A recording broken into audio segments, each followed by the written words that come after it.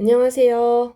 자, 오늘부터는 수능 완성에 실려 있는 문학 작품들 중에 좀 중요하다고 생각되는 작품들 위주로 영상을 찍어 보려고 합니다. 그래서 실전 모의고사 1회를 딱 봤더니, 윤동주의 길이 있더라고요. 자, 너무 중요하죠. 그죠? 자, 우리 고3 수험생들 중에는 윤동주 이름을 안 들어본 친구는 없을 거예요. 굉장히 중요한 작가라고 보실 수가 있고요. 수능에서도 가장 많이 출제된 작가, 윤동주, 이육사 이렇게 두 사람을 꼽거든요. 가장 많이 출제가 됐고, 최근에는 2020년에 출제가 되기도 했습니다. 자, 모의고사 수능 완성 실전 모의에는 길이라는 시가 나와 있는데요. 이 시도 윤동주 씨의 그 여러 시들의 그런 보편적인 특성을 가지고 있는 시라고 보실 수가 있어요. 우리가 윤동주라고 하면은 흔히 이뭐 부끄러움의 미학 이런 말을 많이 하거든요. 윤동주 시인의 그 기본 정서는 부끄러움에서 출발을 합니다.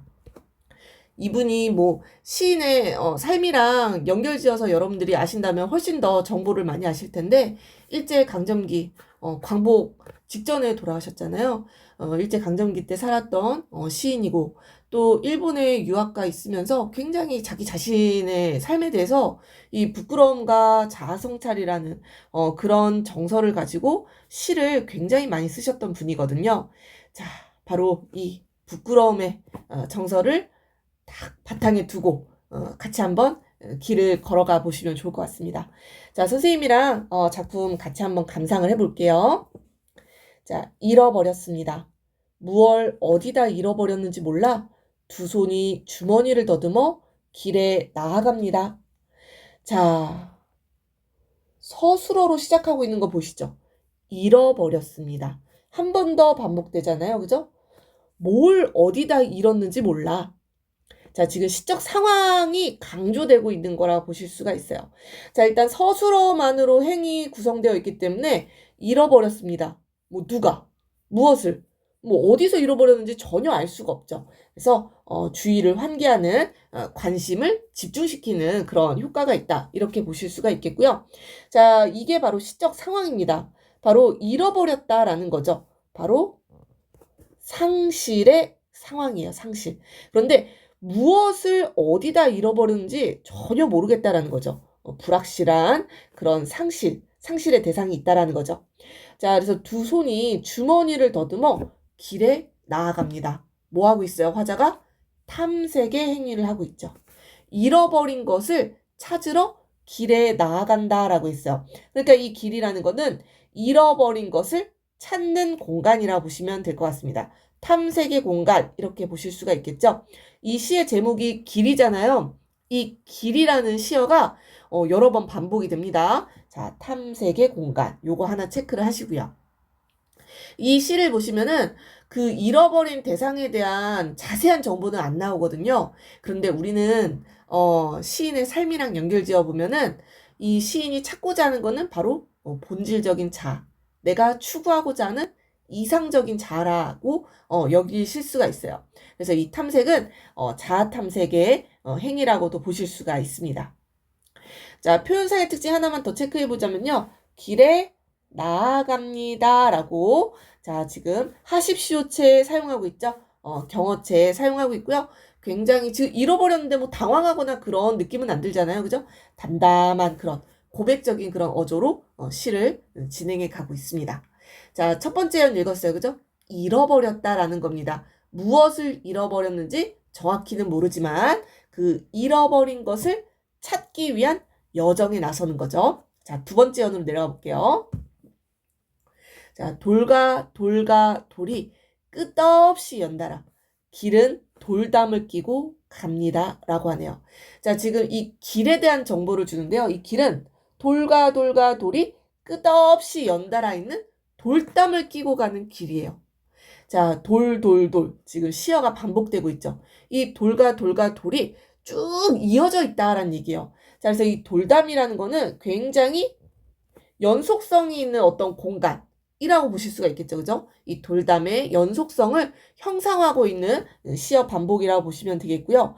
자, 이 돌담이라는 거는 긍정이냐 부정이냐 여러분들 판단을 해보실 때 이 돌담이 끝없이 연달아 있고 그 다음 부분이랑 연결을 지어본다면은 쇠문도 굳게 닫혀 있고요. 긴 그림자가 드리워져 있는 돌담입니다. 그래서 이 돌담은 부정적인 의미로 사용이 되었다라고 보실 수가 있어요. 바로 이 돌담은 어떤 길과 길의 어떤 경계, 그리고 이 돌담이 있기 때문에 넘을 수가 없어요.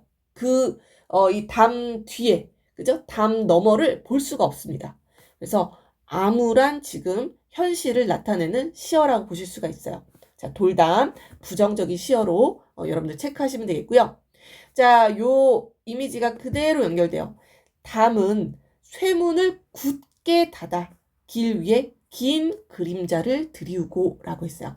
자, 요 부분을 여러분들 머릿속에 이미지로 좀 이렇게 그리셨으면 좋겠어서 선생님도 이렇게 그림으로 그려봤어요. 자, 이게 화자겠죠? 그죠? 화자라고 써줘야 되겠다. 화자. 이 화자는 지금 길 위에서 뭔가 잃어버린 것을 지금 찾고 있어요. 길을 가야 돼요. 이 길에는 돌담이 있고, 자, 이 쇠문이 굳게 닫혀 있다라는 겁니다. 자, 사실 이 문이라는 건요, 이 시에서 상징적인 시어들이 또 많이 사용되고 있다라는 특징이 있는데요. 자, 이 쇠문이라는 거는 일단 문이라는 거는 열고 닫고 하는 거란 말이에요. 열고 닫고. 그래서 사실은 두 가지 의미가 있습니다. 이중성을 가지고 있는 시어인데요. 이 문이라는 거는 열렸을 때는 그치 뭔가의 어떤 가능성, 새로운 곳으로 갈 수 있는 소통의 이미지가 있는데요. 여기서는 굳게 닫아 있다라고 했잖아요. 요거의 의미네요. 그죠? 닫힘의 의미입니다. 닫힘. 그래서 아까 돌담도 장애물로서의 역할을 한다라고 했잖아요. 문이 또 닫혀 있기 때문에 갈 수가 없죠. 장애 강조하고 있는 거고요. 단절, 불통, 소통이 안 된다라는 거죠. 그래서 화자로 하여금 절망감을 주는 그런 시적 상황이라고 보실 수가 있겠습니다. 쇠문, 그냥 문도 아니고 쇠문이라고 하니까 정말 열기 힘들어 보이지 않아요? 그죠? 이 쇠문, 이 쇠문도 선생님이 여기다 이렇게 그려봤어요. 이렇게 자물쇠를 잠가봤는데 자 그림을 이해를 해주셨으면 좋겠습니다. 자 그래서 쇠문을 굳게 닫아 무엇이? 주어가 담이에요. 그래서 담이 의인화되어 있다라고 보실 수는 있습니다. 그래서 뒤에 아마 문제 풀어보시면은 뭐 의인화되어 있는 대상 뭐 이런 선지가 있을 거예요. 그래서 담이 의인화가 되어 있다. 여기까지는 설명이 맞습니다. 그 뒤에 설명이 틀려서 아마 그게 이제 오답이었을 텐데 자 계속 한번 읽어볼게요. 담은 쇠문을 굳게 닫았고요. 길 위에 긴 그림자를 드리웠다라고 하네요. 이 그림자는 사실 돌담의 그림자라고도 볼 수 있고요. 이 화자의 그림자라고도 볼 수 있습니다. 아무튼 길 위에 긴 그림자를 드리운 이 그림자라는 거는 까맣잖아요. 그죠? 이 시각적인 이미지가 주는 그 이미지가 좋지 않아요. 그죠? 아이고. 이 그림자도 부정적인 이미지를 띠고 있다라고 보실 수가 있겠습니다. 까만 긴 그림자 지금 나 홀로 있잖아요. 그죠? 암울함과 절망감을 주는 그런 상황이라고 보시면 될 것 같아요. 자, 화자가 길을 나섰지만 이 길은 끝없이 연달아 있는 돌담이 있고 돌담에는 쇠문이 굳게 닫혀 있고 그림자가 까만 그림자 그죠? 길게 드리워져 있다. 이렇게 생각을 하시면 될 것 같습니다. 자, 근데 이 길은요. 아침에서 저녁으로, 저녁에서 아침으로 통했습니다. 라고 하네요. 자, 이 길이라는 거는 상징적인 의미가 우리가 뭐 인생길 이런 얘기 많이 하잖아요.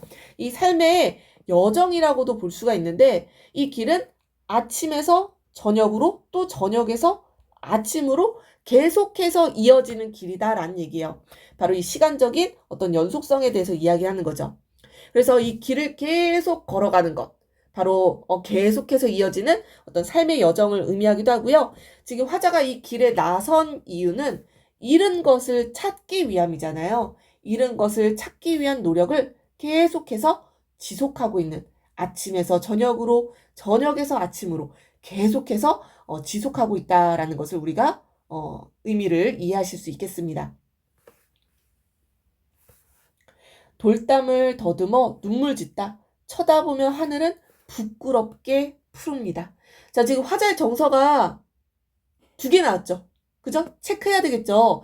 시에서 중요한 건 화자의 정서입니다. 자, 돌담을 더듬는다라는 거는 막 찾기 위한 행위라고 볼 수 있겠죠. 막 어디 있는지 몰라서 돌담을 막 더듬어서 찾았어요. 그러다가 찾기가 힘든 거야. 눈물이 뚝뚝. 바로 비애감이죠. 슬픔, 비애감. 그래서 하늘 위를 쳐다봤어요. 그랬더니 하늘이 부끄럽게 푸릅니다 라고 표현했어요. 자, 이 하늘의 의미도 굉장히 자주 물어보는데요. 이 하늘이라는 거는 일단 요런 시각적인 이미지 주네요. 그죠? 푸르다.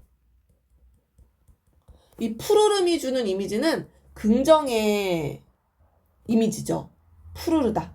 뭔가 희망, 이상, 이런 것들을 상징하는 시각적인 이미지고요.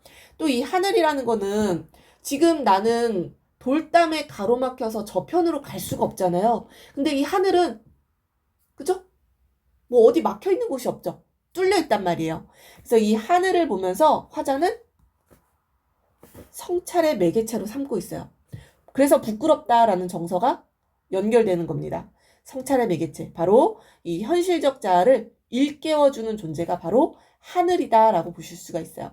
요런 거는 내신 시험 문제 낼 때도 뭐 표시해놓고 서술형으로 내기도 너무 좋죠. 그죠? 하늘은 화자에게 부끄러움의 정서를 느끼게 하는 바로 성찰의 매개체다라고 보실 수가 있겠습니다. 자, 마지막 연이네요.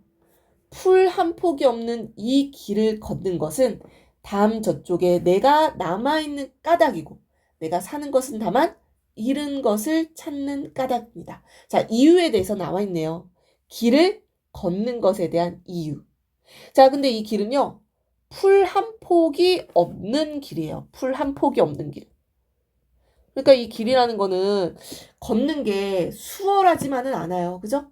굉장히 힘들고 고된 길이다라는 얘기입니다. 풀 한 폭이 없는, 이 생명력이 없다라는 거잖아요. 그죠? 불모의 길입니다. 생명력이 존재하지 않는 불모의 길이고요. 시대 상황이랑 연결 지어 볼게요. 바로 암담한 현실, 바로 일제강점기를 살아가는 어떤 지식인의 그런 길이라고 보실 수가 있겠죠. 그래서 풀 한 폭이 보이지 않는 이 길을 그래도 내가 걸어가야 되는 거는요. 바로 담 저쪽에. 지금은 저쪽으로 갈 수가 없잖아요. 근데 그 담 저쪽에는 분명히 내가 있을 것이다 라는 얘기입니다. 자, 요것도 굉장히 중요하네요. 이 시의 뭐 와우 포인트라고 해야 되나요? 자, 이 시의 화자를 자아를 2개로 분리해서 설명을 많이 하거든요. 뭐 이상적 자아, 또 뭐 본질적 자아, 그리고 지금 화자, 현실적 자아, 부정적 자아, 뭐 이런 식으로 이야기를 하는데요. 바로 담 저쪽에 있는 나는요, 내가 잃어버린 것, 바로 내가 찾고자 하는 모습이에요. 그래서 요거는 긍정입니다.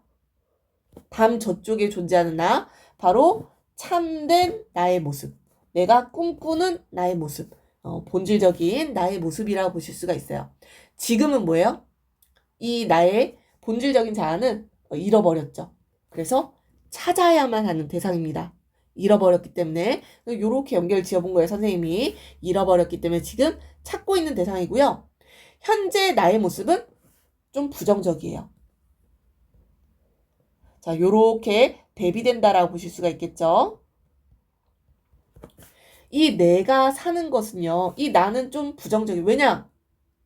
굉장히 소극적으로 살고 있거든요. 일제강점기의 지식인으로서 소극적으로 살아가고 남들은 다 그 뭐 힘들게 일제 뭐 그런 뭐 만행에 끌려가기도 하고 고문을 당하기도 하고 하는데 나는 지금 일본에 이제 유학 가가지고 공부를 하고 시를 쓰고 이런 일을 하고 있단 말이에요. 내가 생각했을 때는 굉장히 부정적인 나의 모습이다라는 얘기입니다. 그리고 현실적인 자아라고 보실 수 있어요. 바로 위에 나와 있는 정서랑 연결해 볼게요. 부끄러움의 대상이라고 보실 수가 있겠습니다. 그래서 부끄럽지만 이 내가 그래도 살아가는 것, 바로 길을 걸어가는 것이겠죠. 사는 것, 길을 걸어가는 것은 다만 바로 잃은 것, 내가 회복하고자 하는 나의 본질적인 모습을 찾기 위함이다 라는 얘기입니다. 찾는 까닭입니다. 자, 그래서 마지막 부분을 읽었을 때 이 길을 가는 여정을 화자가 그만둘 것 같아? 아니면 계속 걸어갈 것 같아요? 그쵸? 계속 걸어가겠다라는 의지를 밝히고 있는 거예요. 바로 본질적 자아의 회복, 그리고 현실 극복에 의지가 드러난다라고 해석을 하셔야 되겠습니다. 자, 여기까지가 시의 전문이라고 보시면 되겠네요. 그래서 화자는요, 부끄럽게 만드는 이 하늘을 보면서 자아를 성찰하고 있고요.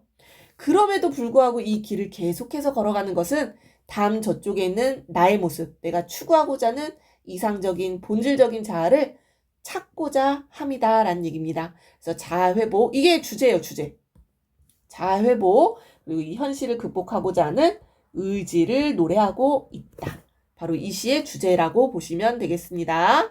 자, 정리해 볼게요. 선생님 좀 내용이 기네요. 자, 빠르게 중요한 부분만 읽으면서 내용 정리해 보겠습니다. 자, 이 노래는요. 40년대에 지었던 노래네요. 굉장히 돌아가시기 직전에 지었던 노래라고 보시면 되겠고요.